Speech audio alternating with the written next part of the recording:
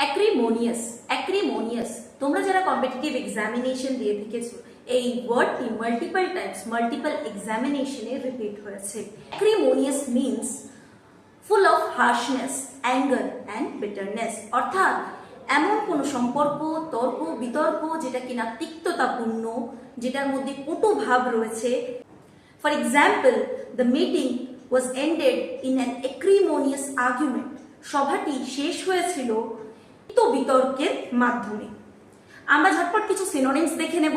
Hostile, harsh, bitter, resentful. এবার আমরা কিছু অ্যান্টোনিমস দেখি।